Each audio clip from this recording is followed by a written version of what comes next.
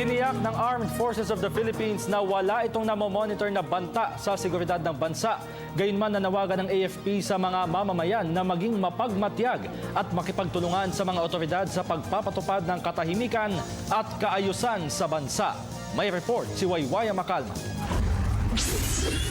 Siniguro ng Armed Forces of the Philippines na walang banta sa seguridad sa bansa. Ito ang pagtitiyak ni Colonel Restituto Padilla. Anya, wala silang intelligence report na natatanggap na may ISIS presence sa Pilipinas.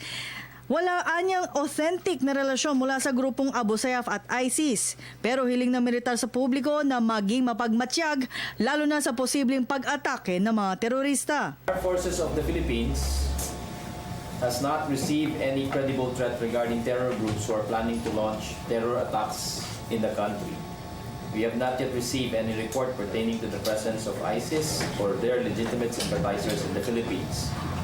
There is no authentic link or relationship between the ISIS and the ASG in Mindanao. Panawagan pa ng gobyerno na makapagkoordina sa otoridad lalo na sa mga kahina-hinalang bagay o tao na mapapansin sa kanilang lugar at isumbong kaagad ito sa kanila. Ito ang pakiusap ng militar sa publiko habang nagsasagawa sila ng intensibong operasyon laban sa Abu Sayyaf. We call on citizens of the Philippines to be vigilant and watchful against terrorism and terror attacks. We enjoin the people to cooperate with all security agencies and with us in preventing any untoward incident related to terrorism by reporting to authorities suspicious situations or behaviors by persons they believe to be out of the ordinary.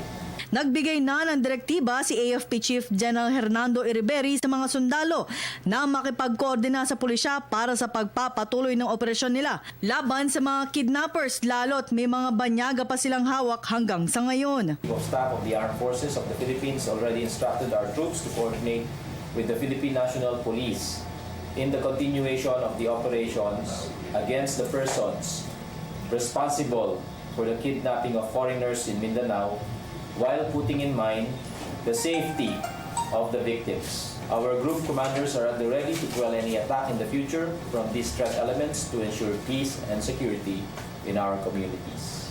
Kaya naman payo ng militar na huwag magpadala sa takot at ipagpatuloy lang ang mga aktibidad na ginagawa sa pang-araw-araw. Para sa Telebisyon ng Bayan, ako si Waywaya Macalma.